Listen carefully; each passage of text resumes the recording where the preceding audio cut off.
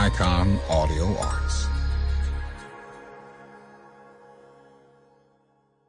The Curious Case of Benjamin Button, written by F. Scott Fitzgerald, narrated by Geoffrey Giuliano and the Icon Players.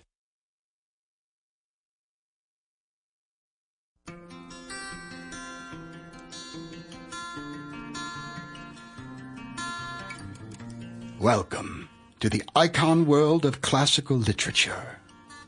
Within the art of writing, there is a very special category reserved for what we generally agree to be stories and tomes which are a significant cut above, which so elegantly describe the human condition, winding their way word by word, chapter by chapter, through a delicate web of beautiful storytelling, as to remain untouched by even time. Those are, by definition, the classics. When the synergy of truth, intelligence, and insightful description come together in a tale which moves one emotionally, inspires, and educates, those works are indeed classic. To be so in tune with one's literary powers as to create, often from imagination, a story full of emotion, tender at heart, and overflowing with some illumined truth from deep inside, so that it can be universally recognized and relived by the eyewitness. That, too, is a classic. Here at Icon, we go far beyond the recommended reading list of the studious English language major to bring you what is the elemental soul of the art of the written word, so that you may, in your own way and time, enter into the story laid out before you to be forever changed and just that much more enlightened. That, then, is the true power of classical literature, and our humble attempt at its presentation herein as an audiobook to remember. Welcome. The Curious Case of Benjamin Button is a short story written by F. Scott Fitzgerald, first published in Collier's magazine on May 27, 1922. It was subsequently anthologized in Fitzgerald's book, Tales of the Jazz Age, which is occasionally published as The Curious Case of Benjamin Button and Other Jazz Age Stories. It was also later adapted into the 2008 Namesake film and in 2019 into a stage musical.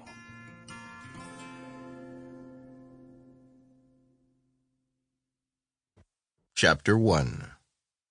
As long ago as 1860, it was the proper thing to be born at home. At present, so I am told, the high gods of medicine have decreed that the first cries of the young shall be uttered upon the anesthetic air of a hospital, preferably a fashionable one.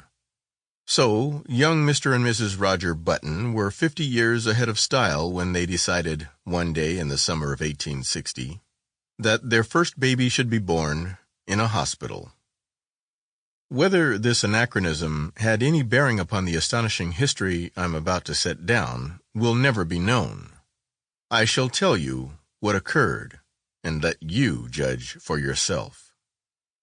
The Roger Buttons held an enviable position, both social and financial, in antebellum Baltimore. They were related to the this family and the that family, which, as every Southerner knew, entitled them to membership in that enormous peerage which largely populated the Confederacy. This was their first experience with the charming old custom of having babies. Mr. Button was naturally nervous. He hoped it would be a boy, so that he could be sent to Yale College in Connecticut, at which institution Mr. Button himself had been known for 4 years, by the somewhat obvious nickname of Cuff.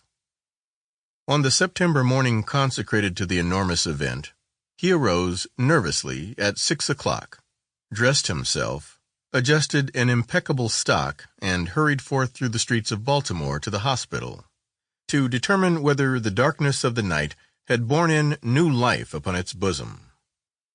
When he was approximately 100 yards from the Maryland Private Hospital for Ladies and Gentlemen, he saw Dr. Keene, the family physician, descending the front steps, rubbing his hands together with a washing movement, as all doctors. Sample complete. Ready to continue?